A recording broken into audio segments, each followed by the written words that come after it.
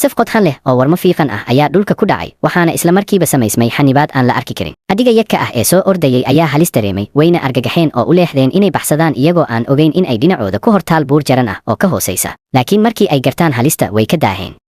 Markii uu arkay saaxiibadiis oo mid u galbinaya meesha hoose, boqorka ugaadhsadayaasha wuxuu fahmay inuu ku dhacay dabin dad sameeyeen si uu uga arguto dhimashadii qabiilkiisa. Boqorka ugaadhsadayaasha ayaa dib u soo jeestay oo si cadho leh ugu orday dhanka ugaadhsadayaasha. Isagoo wadada ku jira wuxuu ku dhacay wiil daciif ah oo lagu magacaabo Jack oo ahaa wiilka uu dhalay odayga qabiilka. Markii uu arkay wiilkiisa oo halis ku jira, odaygii wuxuu warankiisii ku tuuray xooggiisa oo dhan, isagoo si qoto dheer ugu dhufsaday caloosha dibiga. Laakiin dibigii oo argudasho indho tirtay ma joogsan xanuunka darteed. Wuxuu ku dhaartay inuu Jack la galbin doono meesha hoose. Ugu dambeyntii dibigii wuxuu dhagta ka galbiyey wiilkii dhanka webi dhagaxaas. Qof kasta wuxuu si walaac leh ugu degdegay geesta webi dhagaxaas. Nasiib wanaag, Jack isla goobta kuma dhiman, laakiin wuxuu si quus ah ugu dhegay dhagax soo baxay oo ku yaalay geesta buurta. Hase yeeshee wuxuu weli ka fogaa in ka badan 30 cagood edifka sare. Aabahii wuxuu si waali ah uga qaylinayay edifka si lama filaan ah. Dhagaxii baa burburay culayska darteed. Dadkii oo naxsan daawanaya, Jack ayaa mar kale ku galbay meesha hoose. Isagoo daawanaya wiilkiisa oo dhacaya, odaygii wuxuu u degay quus qoto dheer, isagoo ujeedadiisu ahayd inuu naftiisa soo afjaro si uu u helo nafis. Laakiin qabiilkiisii ayaa dib u soo jiiday maadaama uu isagu yahay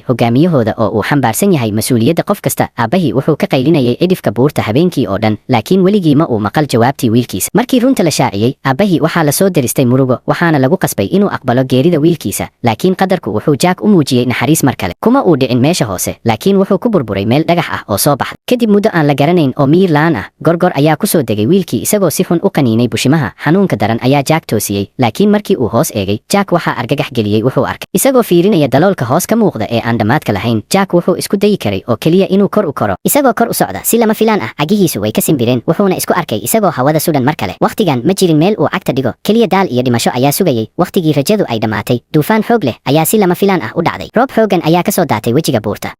Isla markiiba Jack wuxuu arkay iftiin rajo badbaado ah. Maadaama uu biyo aad iyo aad u badan is urursanayeen oo ay biyo dhaceen, ayuu ilkihiisa isku qabtay oo uu xajistay ilaa daqiiqadii ugu dambaysay. Ugu dambeyntii, markii uu xooggiisii gebi ahaanba dhammaaday, Jack ayaa si lama filaan ah iska sii daayay. Wuxuu ku dhacay biyihii roobka oo ururay oo si xooggan u socday, kaasoo u bedelay sidii webi biyo ah oo buurta ka soo degaya. Biyaha ayaa qabtay oo la wareegay isagoo si xawaare leh ugu sii waday dhanka hoose ee dooxada. Jack wuxuu u isticmaalay biyo qulqulka si uu uga fogaado webi dhagaxa. Inkasta oo ay dib iyo dhaawac ka soo gaaray dhagaxyada, haddana wuxuu dareemay inuu yahay mid la badbaadiyey.